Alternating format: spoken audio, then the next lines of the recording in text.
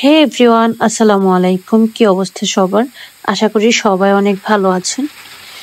অনেকদিন পর একটা ব্লগ নিয়ে আপনাদের সামনে হাজির হলাম। আসলে দেশের অবস্থা যা হচ্ছিল তার মধ্য দিয়ে কোনো ভিডিও করার কোনো মুড ছিল না। তো সেই জন্য এতদিন আমি কোনো ভিডিও আপলোড করি নাই। তো ভাবলাম যেহেতু পেজটাকে সচল করতে হবে, সচল রাখতে হলে আমাকে ভিডিও আপলোড করতে হবে। আর এমনিতেই পেজের অবস্থা একদমই 12টা বেজে গেছে। আপনাদের পেজের কি অবস্থা জানি সবারই একই অবস্থা।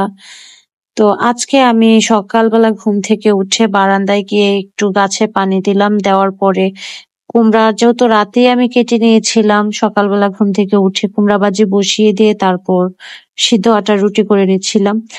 ছোটবেলা আম্মা কুমড়া ভাজি আর রুটি একসাথে দিত। তো তখন কেন জানি না এই খাবারটা আমার কাছে খুবই বাজে লাগতো। মনে করতাম যে এই খাবারটা সবচাইতে ডিসগাস্টিং একটা খাবার। বেশ অনেকদিন যাবত আমি সেই ছোটবেলার খাবারটাকে খুব মিস করছিলাম, কুমড়া ভাজি দিয়ে রুটি। তো আপনাদের ভাইয়া রাতের বেলা কুমড়া নিয়ে আসছিল বাসায়, তো ভাবলাম সকালবেলা ঘুম থেকে উঠেই কালকে আমি কুমড়া ভাজি করব। আর এই ভিডিওটা কিন্তু আমার অনেকদিন আগের করা। আপনারা আমার এই ভিডিওর মাঝখান থেকে একটা দেখবেন রিলস আছে। তো আসলে ভিডিওটা করেছিলাম, বাট ভিডিওটা আপলোড দেওয়ার সাহস করতে পারি নাই। তারই মধ্যে দেশের খুব খারাপ পরিস্থিতি শুরু হয়। তো এই তো আমি রুটি টুটি বানিয়ে নিলাম। আসলে আমি তেমন ভালো রুটি বানাতে পারি না বললেই চলে। আর আমার বাসায় সকালবেলা নাস্তা আমরা বাসায় বানাই না। সবসময় আপনাদের ভাইয়া সকালের নাস্তাটা বাহির থেকে নিয়ে আসে। সেই জন্য আমার রুটি বানানোর ঝামেলাটা বাসার মধ্যে পড়ে না বললেই চলে। তো যেহেতু রুটি বানানোর ঝামেলাটা নাই, সেই জন্য আমি রুটিটাও তেমন ভালো করে বানাতে পারি না। তো এদিকে আমি চা বসিয়ে নিচ্ছি। আসলে সকালবেলা চা ছাড়া সারাটা সকাল আমার, সকাল না শুধু সারাটা দিনই পানসে মনে হয়। তো সেই জন্য নাস্তা করার পরে আমার 1 কাপ চা লাগবেই। আর যদি পরোটা বা রুটির সাথে চা হয় তখন আমার অন্য কোনো কিচ্ছু লাগে না।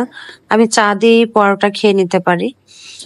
অনেক চেষ্টা করি চা থেকে নিজেকে বিরত রাখার, বাট এটা আমার দ্বারা সম্ভব হচ্ছে না, আর হবেও না হয়তোবা। আমি নিজের সাথে নিজে অনেকবার প্রতিজ্ঞা করেছিলাম যে আমি আজকে থেকে চা খাবো না। যখনই প্রতিজ্ঞা করি তখনই মনে হয় আমার চায়ের যে তৃষ্ণাটা, ওই তৃষ্ণাটা বেশি করে বেড়ে যায়। ঠিক তখনই আমাকে চা খেতে হয়। আমি জানি না যে অন্যান্যদের ক্ষেত্রে কেমন হয়, বাট আমি চা ছাড়া একদিনও চলতে পারি না। আর বিশেষ করে হচ্ছে গিয়ে যখন আমার বাসায় চা পাতা, চিনি, দুধ এই 3টা জিনিস শেষ হয়ে যায়, আমার মনে হয় আমার বাসায় কিচ্ছু নাই।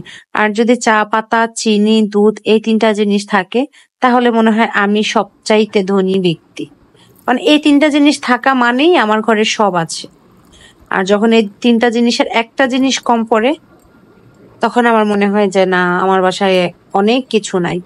তো সেই জন্য আমি চেষ্টা করি সবসময় আমার বাসার মধ্যে এই জিনিসটা রাখার। তো এইদিকে আমি একটু চিয়া সিড ভিজিয়ে নিচ্ছিলাম। সকালবেলা ঘুম থেকে উঠে চিয়া সিডটা আমি খালি পেটে খাই।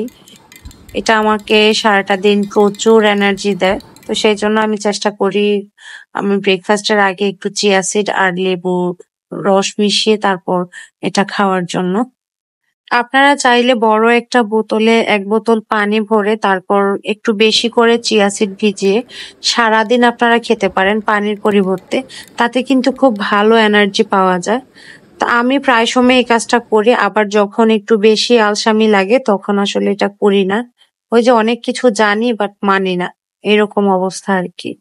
তো এই তো এইদিকে আমি রুটি আর ভাজি নিয়ে নিচ্ছি। বিশ্বাস করেন, যখনই আমি রুটি আর ভাজি দিয়ে রুটিটা খাচ্ছিলাম ঠিক তখনই আমার আম্মার কথা আমার খুব বেশি মনে হচ্ছিল।